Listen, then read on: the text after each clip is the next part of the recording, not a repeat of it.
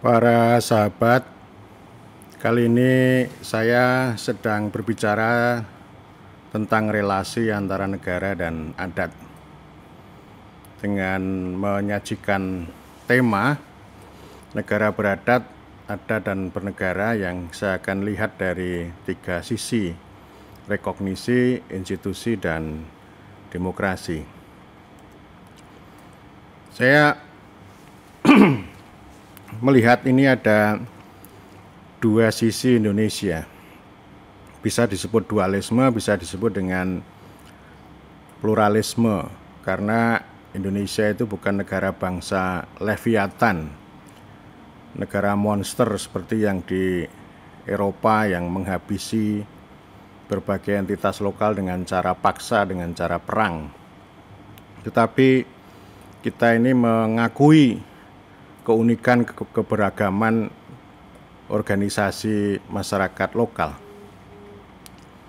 Yang pertama adalah sisi negara. Indonesia adalah negara bangsa modern yang memiliki konstitusi dengan semangat negara hukum yang demokratis, atau negara hukum yang berkedaulatan rakyat dan berkeadilan sosial. Ini adalah konstruksi besar. Negara hukum itu mengadopsi tradisi Eropa kontinental yang di Jerman disebut sebagai namanya Rechtsstaat. Tetapi kita tidak sepenuhnya menjadi negara hukum seperti yang terjadi di Eropa Barat, baik pada sisi idealismenya maupun pada sisi praktek. Pada sisi praktek, negara hukum ini tergelincir menjadi negara peraturan, karena hukum itu hanya menjadi instrumen bagi administrasi.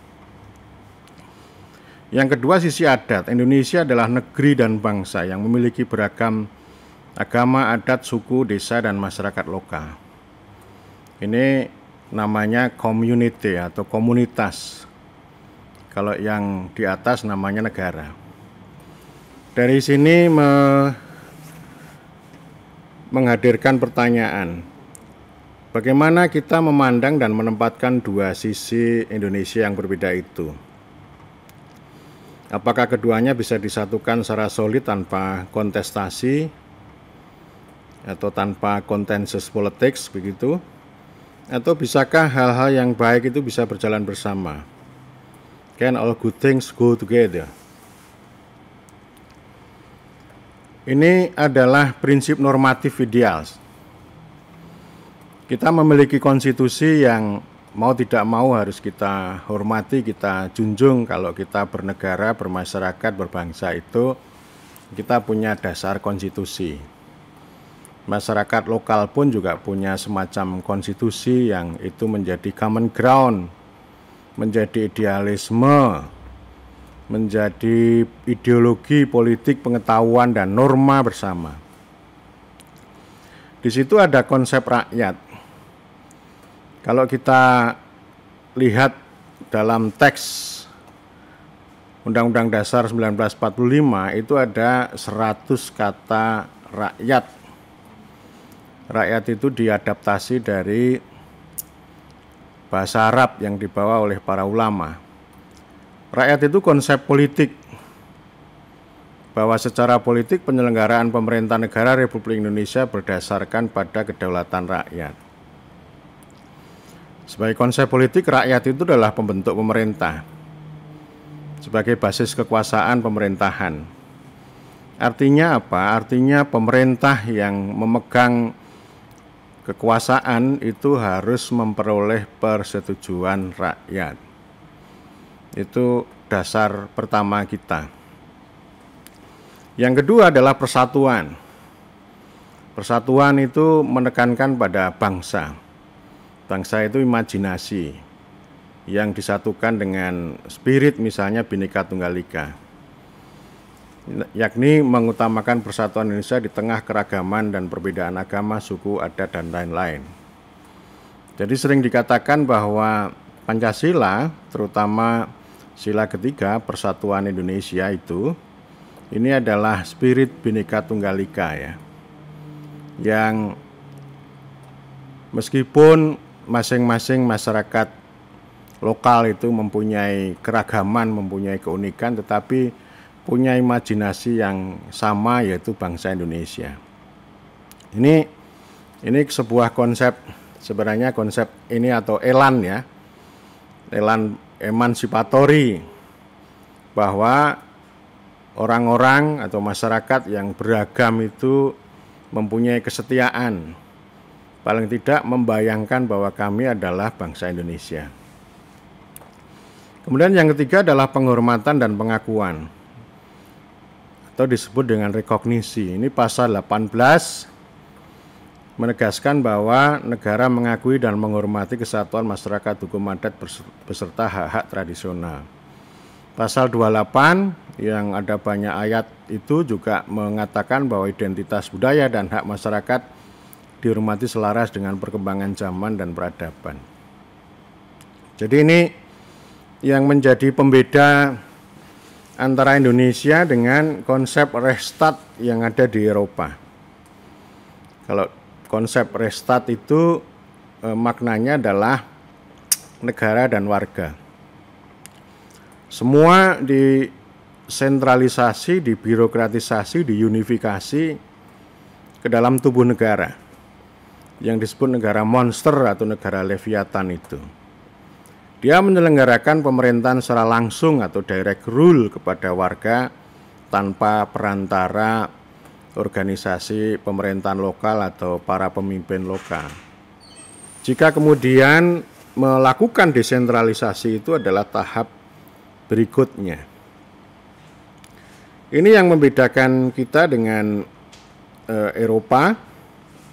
Artinya kita juga menghormati, mengakui, dan implikasinya adalah kita itu memproteksi sebenarnya, memberikan pelindungan terhadap kesatuan masyarakat hukum adat beserta hak-hak tradisional mereka. Tentu termasuk identitas budaya, dan kalau identitas budaya itu tidak terlalu sulit, karena justru ini poin ini yang kerap dihadirkan. Misalnya Presiden pada tanggal 17 Agustus kemarin mengenakan pakaian adat Timur Tengah Selatan Nusa Tenggara Timur. Itu saya sebut sebagai proses atau proyek kebangsaan, penghargaan terhadap identitas budaya yang unik dan beragam. Kemudian yang keempat, ekonomi rakyat, atau disebut sebagai demokrasi ekonomi. Ini pasal 33 Undang-Undang Dasar 45 menegaskan bahwa cabang-cabang produksi yang penting bagi negara dan menguasai hajat hidup orang banyak dikuasai oleh negara. Jadi negara ini mengatur dan mengurus ya, bukan berarti harus memiliki. Menguasai itu kan berbeda dengan memiliki. Mengatur ya, mengatur, dan agar pengaturan yang dilakukan oleh negara itu untuk kemakmuran rakyat. Jadi artinya tidak harus semuanya serba milik negara. Misalnya hutan negara, bisa saja ini adalah hutan adat, hutan rakyat, hutan desa. Negara cukup mengatur supaya konsep-konsep hutan adat, hutan masyarakat, hutan desa itu memberikan kemakmuran bagi banyak orang. Jadi ini maknanya adalah hajat hidup orang banyak. Ya, hajat hidup orang banyak itu sebenarnya konsep politik begitu. Konsep politik itu ya artinya kita kembalikan pada prinsip kedaulatan rakyat begitu. Kemudian yang kelima, kewargaan. Setiap orang Indonesia didudukkan sebagai warga aktif, sebagai pemilik negara yang memiliki hak politik, sosial, ekonomi, budaya, dan agama. Jadi ini warga artinya kita itu memiliki banyak subjek. Ada manusia, ada community itu ya, ada komunitas-komunitas masyarakat adat itu. Kemudian ada rakyat yang itu menjadi basis kekuasaan pemerintah. Kemudian yang terakhir ada warga, ada bangsa dan ada warga. Warga itu yang terakhir. Saya sering mengatakan bahwa warga itu adalah konsep hukum. Pemerintahan itu mentransformasikan dari manusia menjadi rakyat, menjadi warga.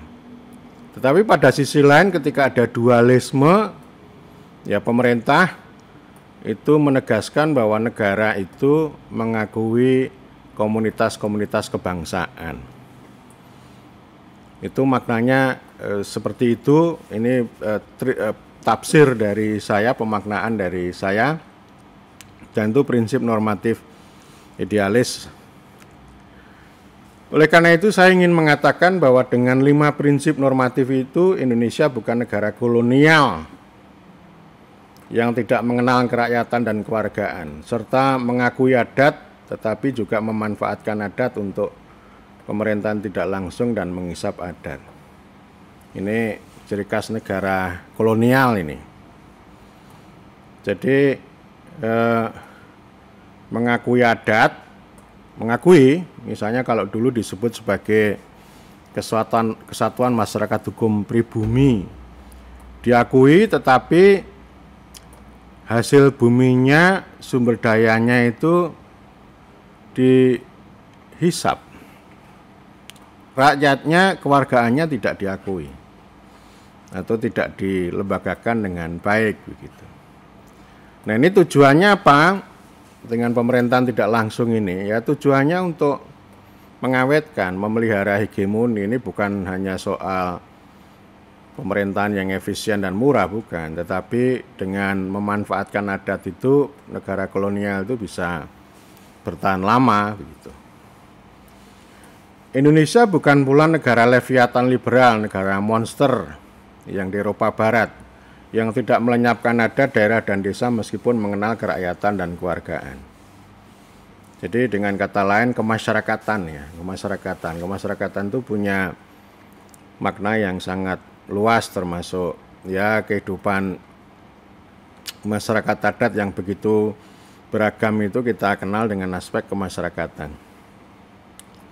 Menurut saya Indonesia adalah negara semesta yang mengenal kerakyatan dan kewargaan sekaligus juga mengakui, menghormati atau rekognisi terhadap komunitas adat. Aspek kemasyarakatannya diakui gitu, sehingga kita mengenal bermasyarakat, berbangsa dan bernegara.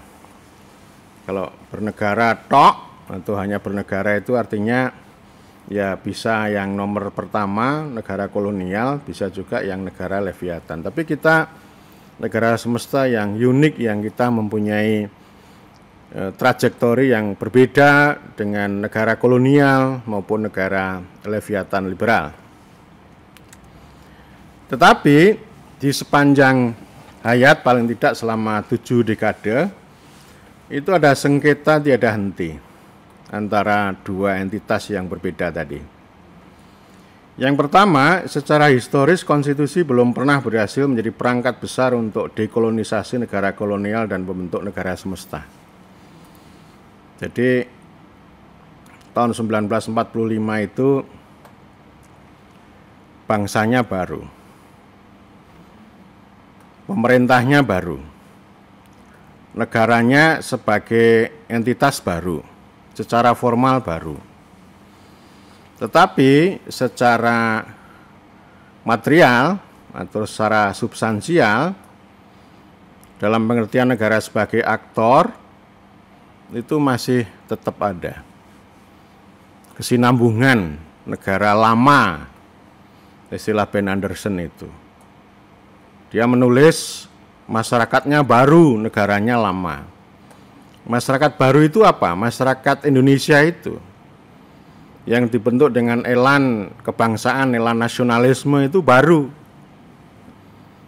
yang merdeka dan berdaulat.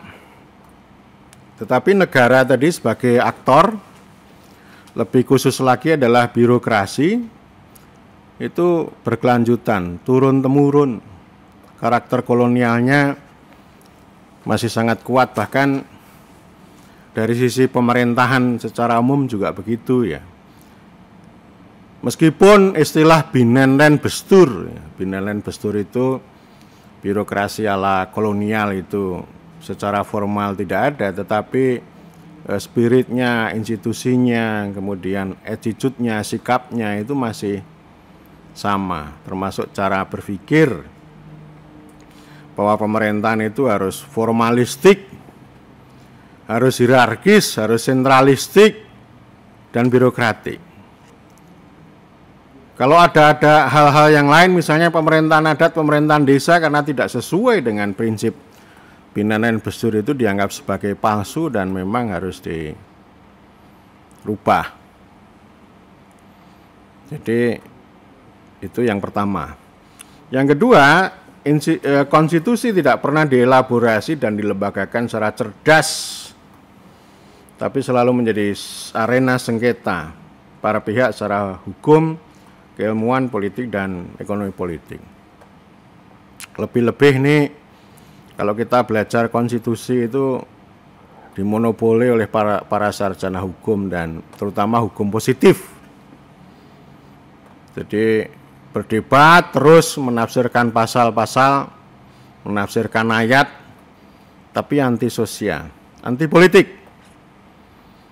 Berbicara tentang tata negara, tentang hukum pemerintahan itu dipisahkan dari satuan sosial, dari konteks sosial, dari fakta sosiologis. Sehingga ini cara melihatnya itu sungguh sempit, dangkal, kering, dan naif. Padahal kita melihat bahwa konstitusi itu dahsyat. Apapun, meskipun waktu itu dianggap sementara, tapi itu common ground yang memang harus kita hormati.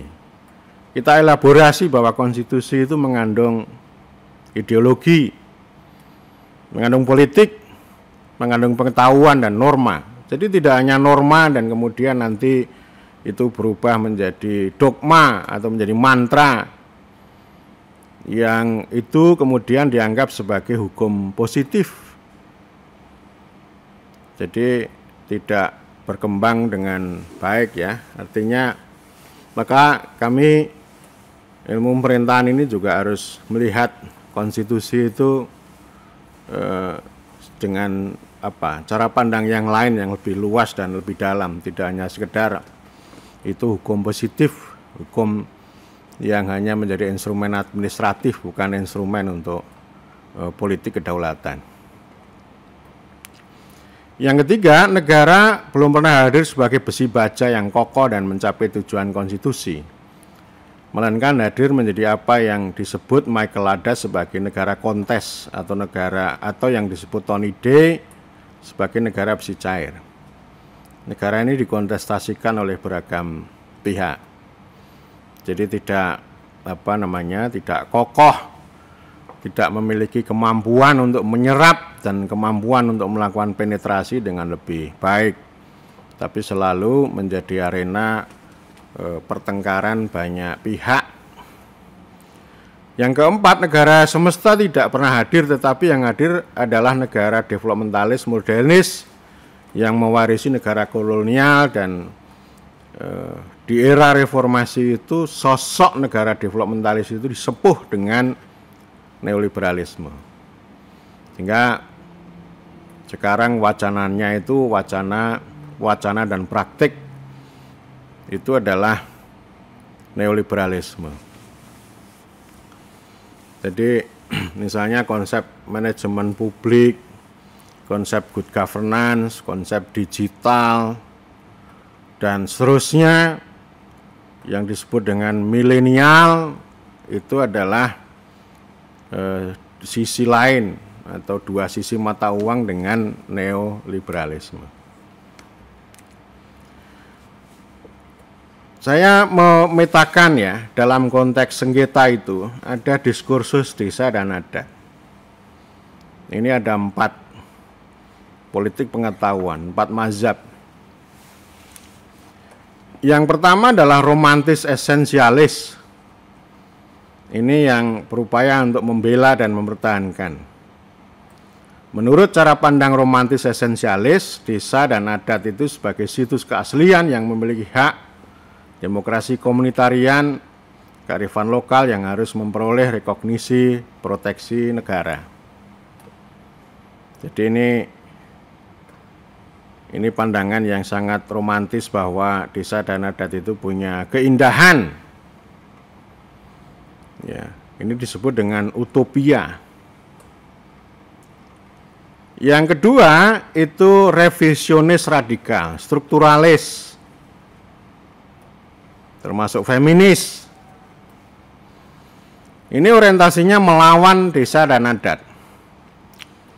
Menurut kaum revisionis radikal, desa dan adat adalah situs dominasi penindasan dan ketimpangan berdasar garis darah dan tanah. Ya, jadi ini dimanapun tempat di unit-unit organisasi masyarakat lokal itu pasti ditindas oleh struktur yang lebih tinggi atau oleh elit lokal. Kalau zaman Marx dulu namanya despotisme atau despotisme oriental. Kalau sekarang konsepnya namanya elit predator atau elit capture. Kaum feminis juga sangat kritis terhadap adat dan desa, karena adat dan desa itu menjadi arena dominasi kaum patriarkal, ya, patriarki. Jadi kaum perempuannya ditindas. Dan menurut cara pandang ini adat adalah mitos karena itu hasil konstruksi kolonial. Ya, jadi diciptakan oleh Van Vollenhoven. Yang ini dikritik itu dulu namanya mazhab Leiden, yang orientalis tapi yang maksud saya yang eksotik gitu ya, yang romantis begitu ya dulu ya, Leiden itu ya. Tapi kemudian itu dikritik oleh para generasi revisionis. Jadi itu ciptaan Van Vollenhoven saja itu. Kemudian yang ketiga adalah ini ada mazhab orientalis modernis. Orientasinya adalah mengubah tetapi memanfaatkan, membangun tapi merusak, memajukan tapi melemahkan. Menurut cara pandang modernis, desa dan adat itu adalah situs parokialisme. Parokial itu orang itu orientasinya sempit. Ya, hanya soal darah, suku, adat. Ini dianggap kolot, jadul, terbelakang dan miskin, tetapi juga punya sumber daya yang kaya. Jadi dia melihat ganda. Di satu sisi mencaci maki, di sisi lain, tapi dia punya bumi, punya alam yang itu bisa dikeruk, bisa diambil. Yang ini kemudian melahirkan eksploitasi, bahkan ekosida.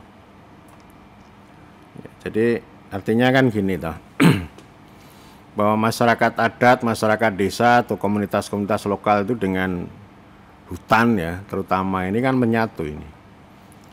Jadi ada social ordernya, ada tatanan sosial yang mereka bangun, kemudian juga ada ecological order, jadi ada keseimbangan dengan dengan alam, mereka menyatu, dan ada yang ketiga itu spiritual order, jadi relasi yang seimbang antara manusia dengan Tuhan.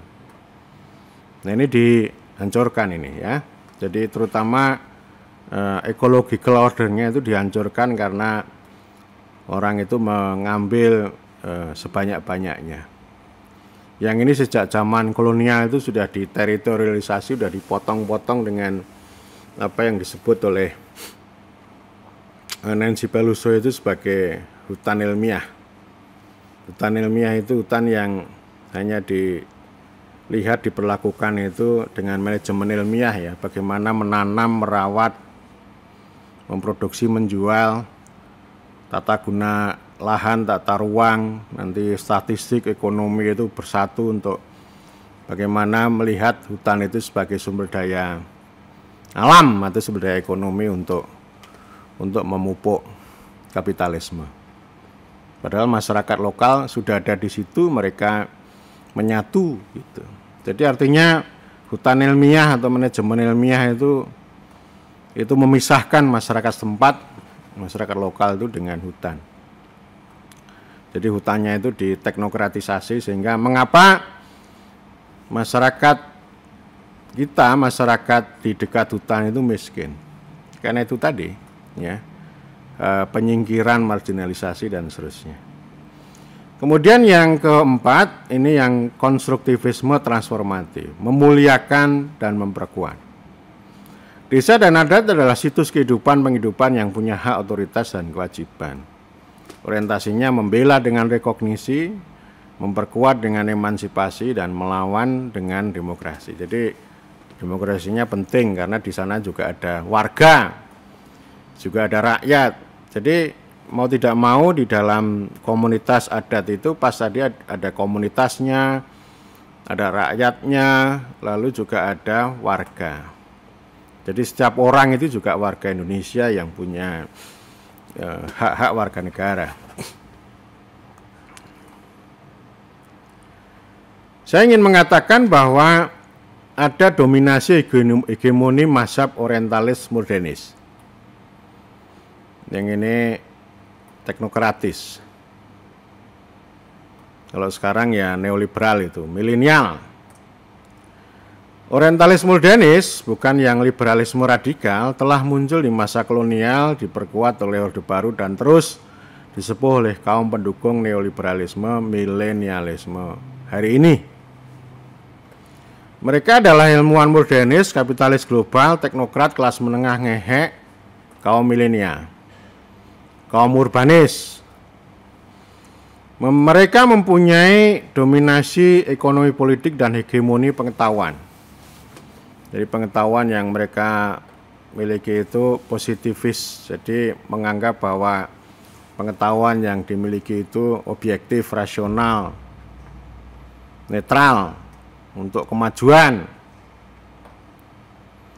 termasuk manajemen ilmiah untuk hutan, termasuk desa ilmiah dan seterusnya itu yang paling dominan. Dan ya mereka menganggap inilah yang objektif kalau kita mau maju, mau menjadi baik, ya prinsip-prinsip saintifik, prinsip-prinsip yang ilmiah itu harus diterapkan. Itu kata mereka. Tapi saya tidak percaya. Meskipun ada konstitusi, keputusan Mahkamah Konstitusi nomor 35 tahun 2012 yang ini terkait dengan hutan adat, sekaligus juga ada undang-undang desa, tetapi mereka tidak bicara rekognisi. Jadi orang-orang yang saya sebut itu tidak bicara pengakuan penghormatan terhadap adat, terhadap desa, melainkan tetap membawa pengetahuan teknis mereka untuk memanfaatkan desa dan adat sebagai objek teknokratisasi pembangunan dan birokratisasi. Jadi ini pengen mengubah adat yang dianggap jadul, dianggap terbelakang itu, tapi sekaligus juga melemahkan. Ya, bahkan itu ada studi Lynn Parker ya, tahun 2003 tentang pembangunan desa di Bali gitu ya. Ya pembangunan itu kan nggak bisa menghancurkan struktur dualisme itu ya, atau struktur desa adat itu. Dan buku itu memang menunjukkan ya orang Bali, orang desa Bali itu pengen berpendidikan, pengen maju, pengen makmur gitu. Yang ini dimaknai sebagai proses citizenship atau kewargaan. Tetapi Lynn Parker mengatakan bahwa proses kewargaan melalui pembangunan desa itu yang masuk ke desa-desa, termasuk desa ada di Bali itu, prosesnya tidak penuh. Tetapi yang namanya pembangunan itu, pembangunan desa itu hanya untuk melanggengkan atau mengawetkan otoritarianisme Orde Baru. Jadi ini pembangunan itu yang disebut sebagai industri ya, atau instrumen teknokratisasi dan birokratisasi. Jadi ini tidak menciptakan citizenship, tapi mengawetkan otoritarianisme.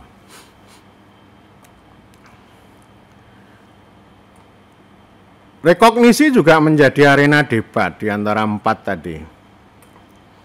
Yang romantis esensialis berpandangan bahwa negara harus beradat, negara harus melakukan penghormatan, pengakuan, dan perlindungan masyarakat adat secara penuh. Dan mereka, kelompok ini kurang mengakui desa adat dalam undang-undang desa. Jadi ini titik yang berbeda ya, sama-sama misalnya ada sahabat Yandoya Karya dengan para sahabat di Aliansi Masyarakat Adat Nusantara itu berbeda. Kalau Aman itu berbeda di Aman mengambil posisi di negara beradat ini. Sehingga ini sering menimbulkan resistensi dari pihak lain. Kemudian yang revisionis radikal, negara tanpa adat. Tidak mengenal rekognisi.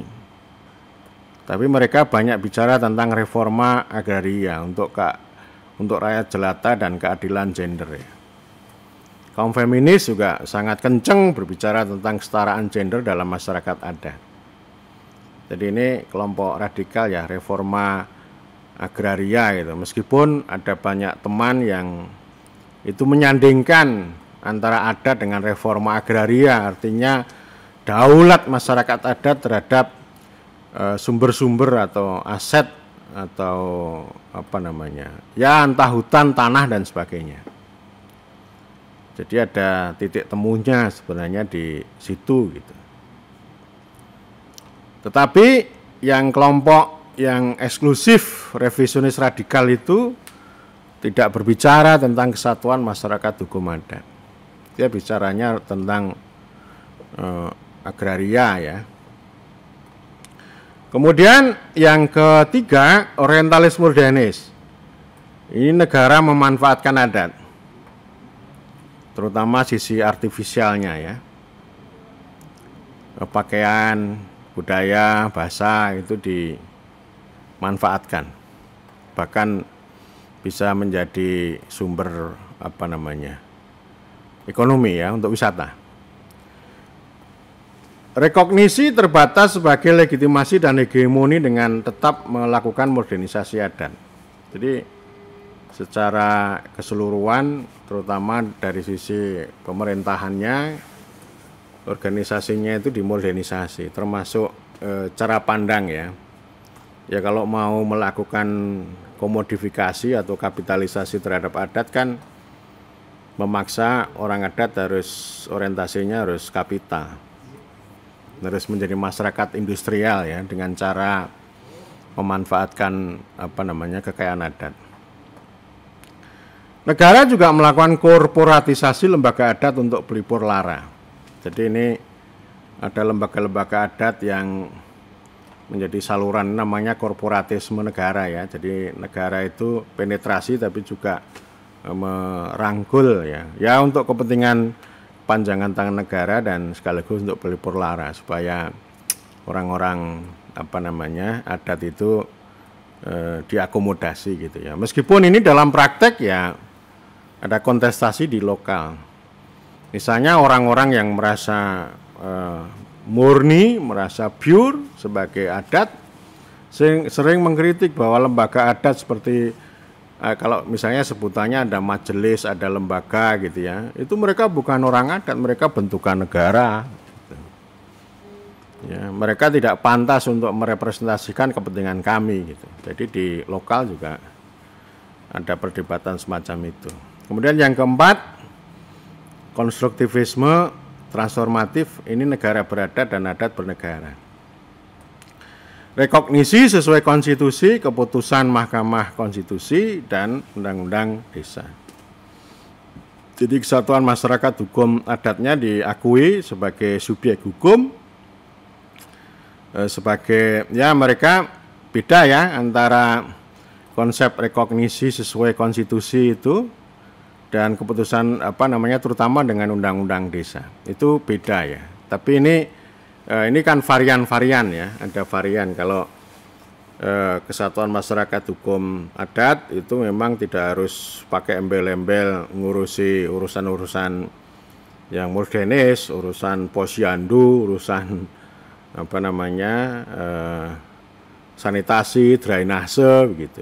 Tetapi mereka akan mengurus tentang hak-hak tradisional yang sudah ada dan tidak perlu tidak perlu ada dana desa. Tetapi poin pentingnya adalah itu tadi, mengembalikan hutan adat itu menjadi properti, menjadi hak milik Kesatuan Masyarakat Hukum Adat. Ini cara pandang ini punya keyakinan bahwa adat juga melakukan emansipasi untuk rakyat dan republik. Ya, faktanya sudah banyak juga gitu. Jadi tanah itu banyak yang diserahkan pada republik untuk kepentingan fasilitas publik, karena semua tanah itu ya tanah adat dulu kan. Tidak harus kemudian ada klaim, oh ini tanah negara, lalu orang itu disingkirkan. Wong ini dulu ada proses emansipasi, proses negosiasi yang bermartabat kok. Ya, ada juga tidak melarang anak-anak generasi baru itu untuk bersekolah. Silakan gitu. Tidak ada larangan. Ya, artinya sebenarnya ini menjaga keseimbangan sebenarnya ya, kalau kita bisa memahami secara utuh ya. Jadi orang memang harus beradat sesuai dengan prinsip-prinsip yang beragam lah, satu adat dengan adat yang lain itu. Tapi juga mengakui rakyat, juga mengakui warga. Ya. Mereka juga rakyat, kalau ada pilkada juga terlibat. Orang adat juga boleh menjadi bupati wali kota, tidak ada masalah, gitu ya. Jadi ini keseimbangan itu penting gitu antara komunitas, gitu ya, komunitas yang itu diakui entah itu dengan mekanisme Kesatuan Masyarakat Hukum Adat atau dengan undang-undang desa atau desa adat itu tadi. Lalu yang kedua adalah rakyat dan ketiga warga. Ya. Jadi ini yang saya bayangkan ini idealisme ya, semuanya bisa berjalan dengan baik gitu ya, sesuai dengan porsinya. Toh kemakmuran juga datang dari mereka. Bagaimanapun masyarakat lokal juga pengen kok kemajuan itu, ya. Tetapi jangan merampas, jangan meninggalkan. Pengen jalannya juga punya jalan yang baik gitu ya, punya hidup yang lebih makmur gitu.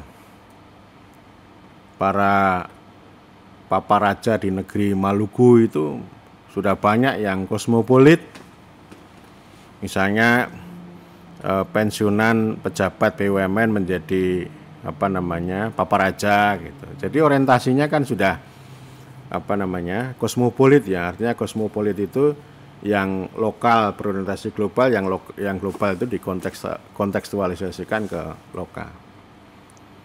Jadi ini posisi kami begitu. Negaranya beradat, negara yang mengakui, menghormati, memproteksi gitu ya. Tidak hanya mengakomodasi budaya, pakaian, bahasa, tetapi memang hakikatnya harus ditangkap. Bahwa mereka sebagai entitas yang punya kuasa, punya daulat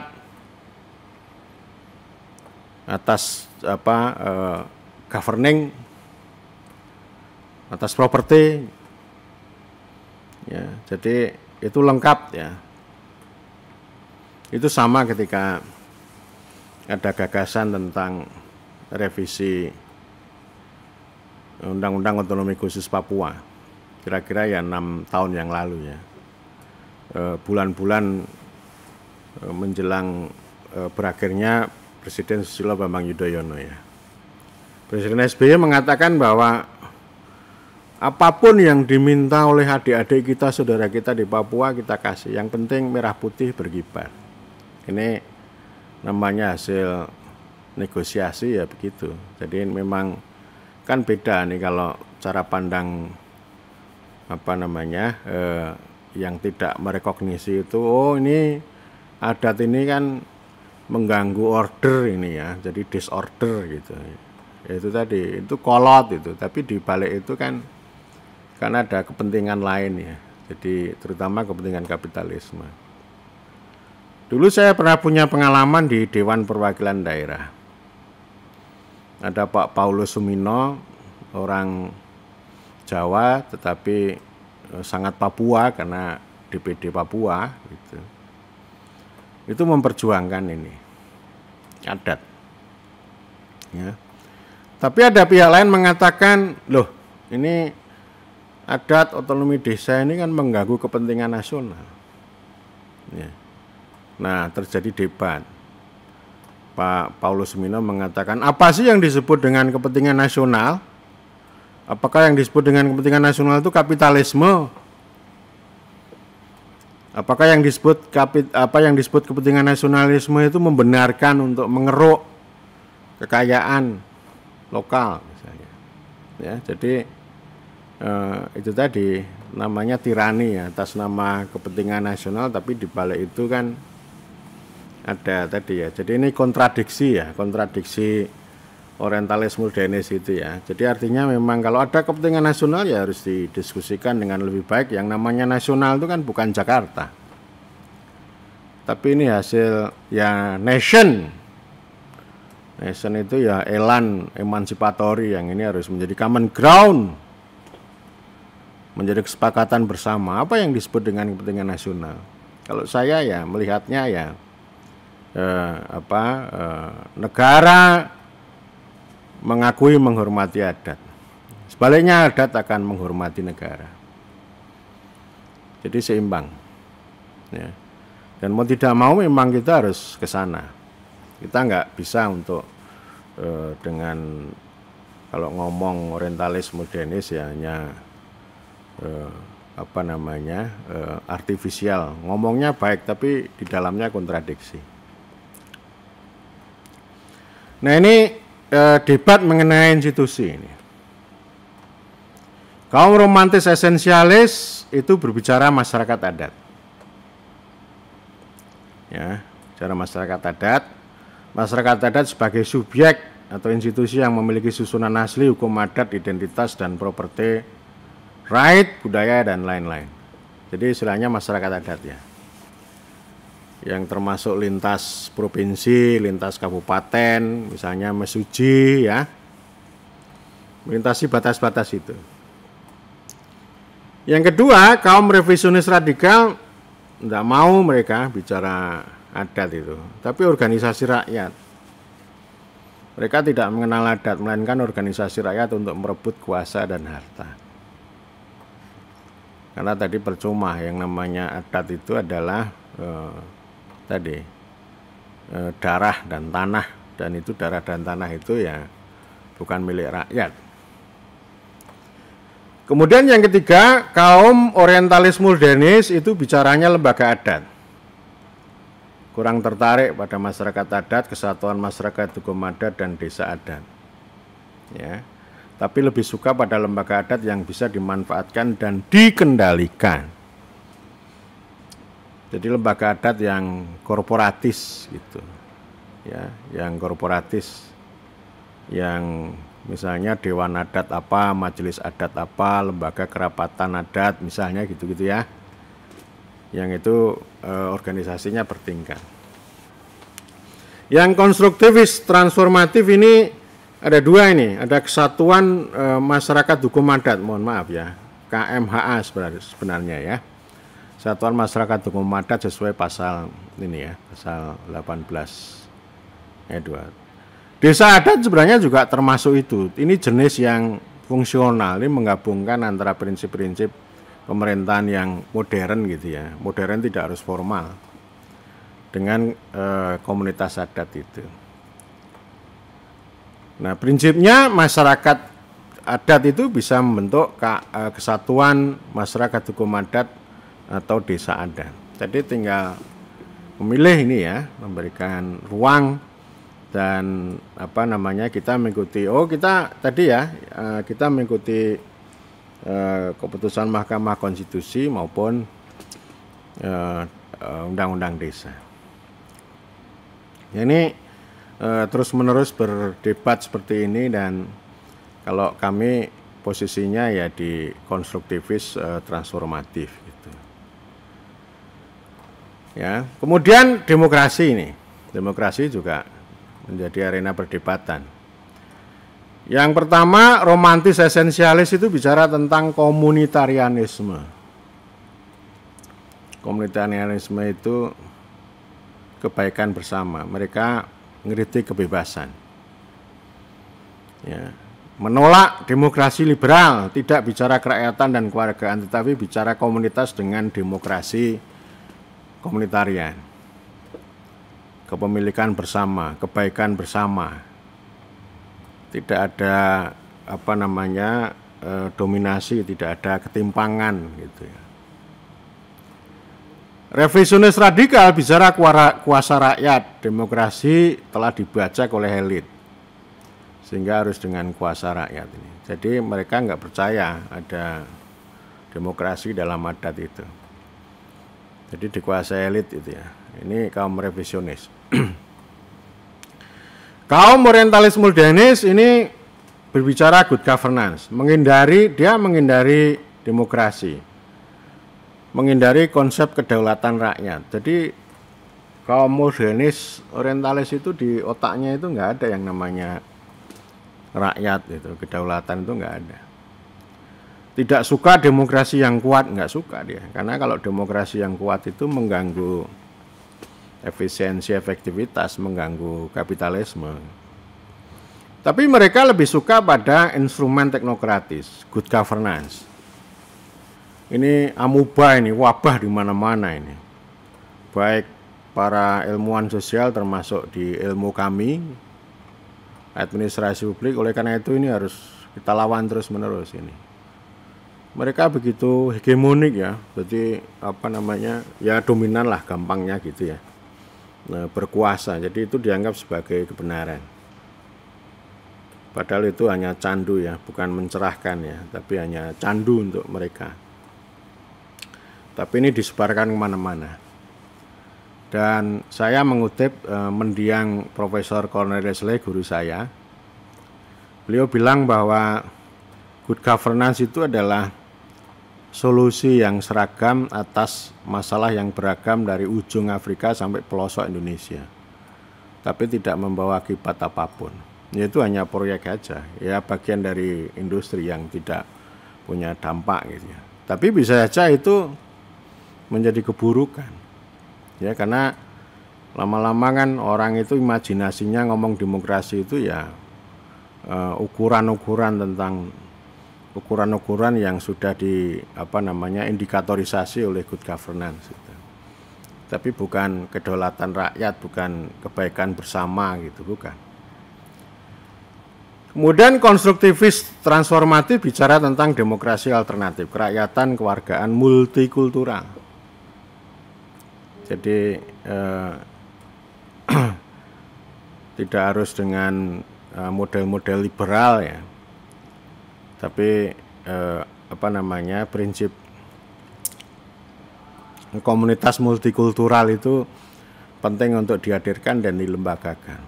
Jadi tidak harus dengan proses elektoral gitu ya. Tapi yang terpenting, dan ini merupakan ciri khas ya demokrasi deliberatif, musyawarah di mana-mana ini tradisi manusia begitu ya, musyawarah gitu. Di Athena mengenal itu, di Arab mengenal itu, di kita di masyarakat adat, orang Bali mengenal paruman, ada yang mengenal di Maluku mengenal saniri, orang Minang mengenal kerapatan, orang Jawa mengenal rembuk. Ya, ini deliberatif, ini sebuah institusi yang itu sama dengan komunitarianisme. Jadi mencari titik temu ya. Bukan berarti memusyawarahkan apa namanya, memufakatkan musyawarah, bukan ya, bukan aklamasi gitu ya. Tapi ya di sana pasti ada ruang-ruang politik yang itu orang bisa berdiskusi, berdebat, bernegosiasi, lalu mengambil keputusan bersama ya, mengambil common ground. Itu ya. Jadi ini beberapa apa namanya perdebatan, dan karena itu ya ini namanya arena ya, orang harus berjuang. Saya menghargai para antropolog yang misalnya membela ya, membela tapi juga apa namanya mentransformasikan. Banyak antropolog yang melakukan kritik terhadap orientalis modernis itu saya kira penting, dan ini poin saya, provokasi politik ini harus dilakukan. Dan yang kedua, emansipasi. Jadi harus diperjuangkan terus menerus gitu ya. Jadi kerakyatannya iya, kewargaannya iya, kemasyarakatan atau komunitas itu juga harus. Saya kira demikian dan terima kasih.